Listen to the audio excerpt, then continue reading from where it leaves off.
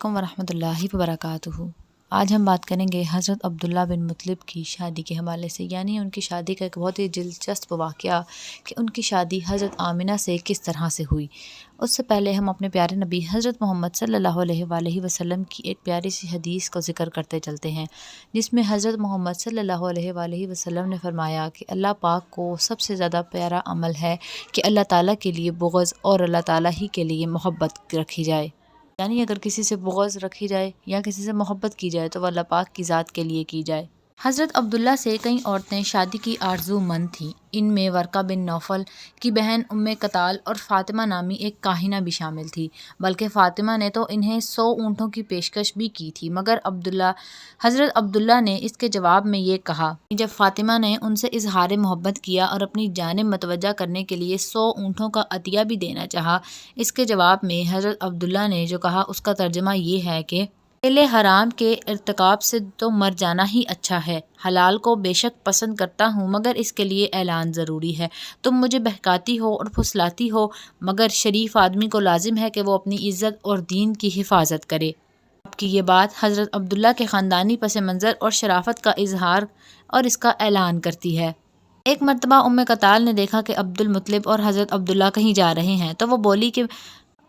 کہ آپ کہاں جا رہے ہیں؟ تو حضرت عبداللہ نے کہا کہ میں اپنے والد کے ساتھ جا رہا ہوں، وہ مجھے جہاں بھی لے جائیں۔ اس پر قطال نے کہا کہ کیا آپ قربانی کے اونٹ ہیں کہ آپ کے والد آپ کی نکیل کھینچ کر آپ کو کہیں بھی لے جائیں، کے پیچھے ہی چل پڑیں گے؟ پر حضرت عبداللہ نے جواب دیا کہ میرے والد ہیں، ان کا حکم میں نہیں ٹال سکتا، میں ان کی حکم عدولی نہیں کر سکتا اور نہ ہی میں کبھی ان سے جدائی برداشت کر سکتا ہوں۔ آپ کے والد انہیں عبد المناف بن زہرہ کے پاس لے کر جا رہے تھے۔ جب وہ وہاں پہنچے تو انہوں نے کہا کہ آپ مجھے اگر اجازت دیں تو میں آپ سے ایک بات کرنا چاہتا ہوں، کیونکہ عبد المناف ان دنوں اپنے قبیلے بنو زہرہ کے سردار تھے۔ آپ نے ان سے درخواست کی کہ وہ عبداللہ کو اپنی فرزندی میں لے لیں، یعنی اپنی بیٹی آمنہ سے ان کی شادی کر دیں۔ چونکہ دونوں خاندانوں کا تعلق بنی اسماعیل سے تھا، اس لیے وہب بن عبد المناف نے نہایت خوش دلی سے یہ رشتہ منظور کر لیا اور عقد ہو گیا۔ اس موقع پر خود سردار عبد المطلب نے سیدہ آمنہ کے چچا کی بیٹی خولہ بنت وحید سے شادی کی۔ اب اس وقت یہ رواج تھا کہ دلہا شادی کے بعد 3 دن تک اپنے سسرال میں ہی رہتا تھا، اس لیے حضرت عبداللہ بھی 3 روز یثرب میں رہے، پھر گھر چلے گئے۔ اس وقت ان کی عمر 25 سال تھی۔ سیدہ آمنہ نکاح کے بعد پہلے ہی ہفتے میں نور نبوت بن گئی اور ان کو خواب میں بتایا گیا کہ اپنے بیٹے کا نام احمد رکھنا، چنانچہ انہوں نے حضرت محمد صلی اللہ علیہ وآلہ وسلم کی پیدائش پر ان کا نام احمد رکھا اور ان کے دادا یعنی حضرت عبد المطلب نے آپ کا نام محمد رکھا، تو یہ دونوں نام ہی آپ کے ذاتی نام ہیں۔ عبداللہ اپنی شادی کے کچھ عرصہ بعد ہی ملک شام تجارت کے لیے تشریف لے گئے تھے اور واپسی پر یثرب میں ٹھہر گئے کہ والد نے حکم دیا تھا کہ کھجوروں کا سودا کریں۔ وہاں آپ بیمار ہوئے اور عالم آخرت سے جا ملے۔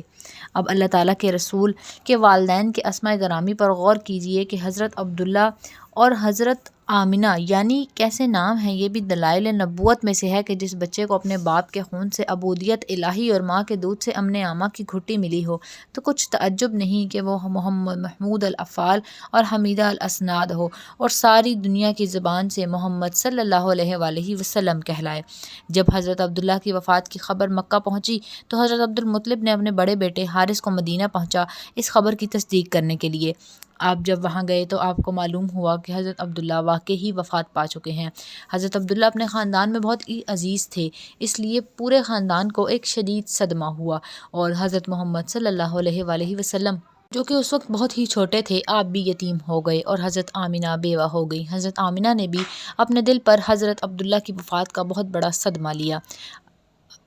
اللہ پاک مجھے اور آپ سب کو دین کو سمجھنے کی اور اس پر عمل کرنے کی توفیق عطا فرمائے، آمین، بجاہ النبیین صلی اللہ تعالیٰ علیہ وآلہ وسلم۔